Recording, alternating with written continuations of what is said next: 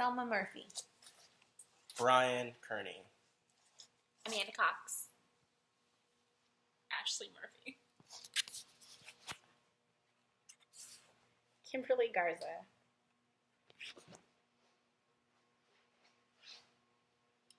You wake up, you're weak, hungry, thirsty, and you're not sure when your next meal will come. You're the child of a single mother who struggles to maintain a stable income. So this morning, like every other morning, you go to work. You come home each day tired, hungry, and wondering if there's more to this life than what you're experiencing. You're 7 years old. According to OneWorldEducation.org, last accessed April 11, 2015, this situation holds true for thousands of Somali children. 48% of all Somali boys and 52% of girls aged 5 through 14 work full-time instead of going to school. Although this is a hardship that you and I will never face, this is in fact a hardship faced by many children around the world.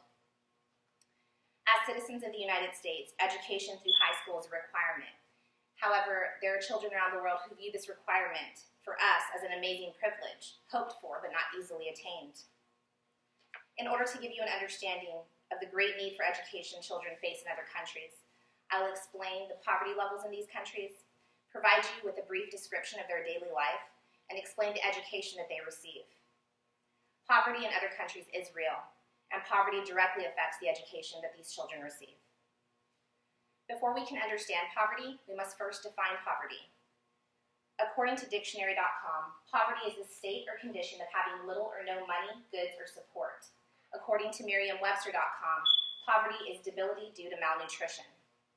Some countries experiencing this poverty are Somalia, Burkina Faso, Ethiopia, and Kenya, all countries in northeastern and northwestern Africa.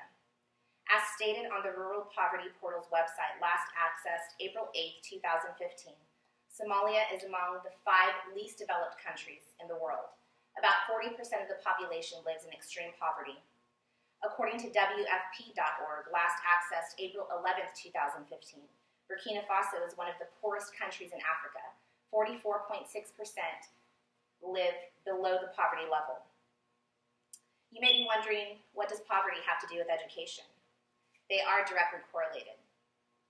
Unemployment, illness, and illiteracy of parents contributes to the lack of motivation to send their children to school. So the first generation is uneducated, and so is the second, and so is the third.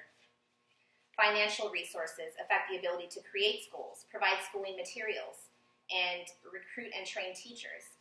The teachers that are trained receive an overflow of children in their classrooms of all different ages, so they're not able to accommodate their specific educational needs. So the dropout rate is higher, and the failure continues. According to Humanium.org, last accessed April 12, 2015, as a result of poverty, more than 72 million children around the world remain unschooled.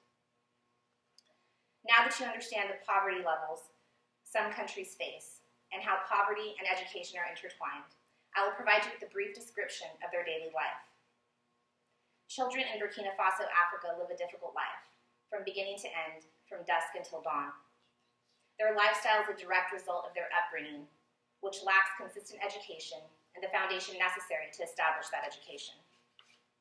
Life for children in Burkina Faso normally starts at 5 a.m., with them rising to chores, tending to family animals outside, like chickens and goats.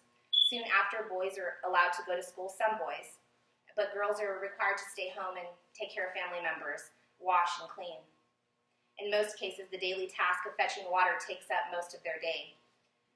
They walk for miles and miles, hours and hours to fetch water for their families. According to AfricanVolunteer.net, in Burkina Faso, Africa, 1 in 5 children die by the age of 5 years old, and their average life expectancy is 53 years. Now that I've explained the daily life of children in Burkina Faso, and you understand their poverty and their struggles, I will provide you with a quick overview of their education in comparison to the education of the United States.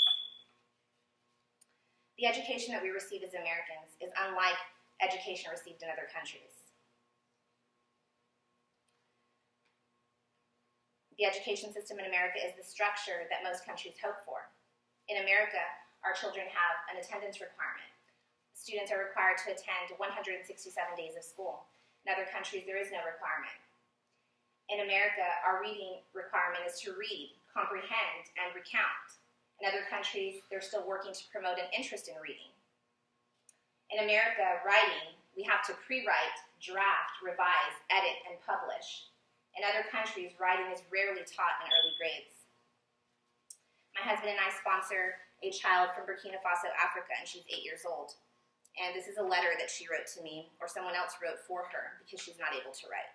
So she told them her answers, and they wrote it down for her because of the inability to write. We have discussed the poverty level faced in many countries, discussed their daily life and struggles, and compared their education to the education that we receive here in the United States. Though an everyday occurrence and common practice in the U.S., a good education is hard to come by in other countries. So I ask you to think for a brief moment about the education you received, the lessons you were taught, and the moment you decided to take on the profession you have chosen. You have a solid education. You were taught impacting lessons. You have choices. These are privileges that children in impoverished countries hope for, and most never attain.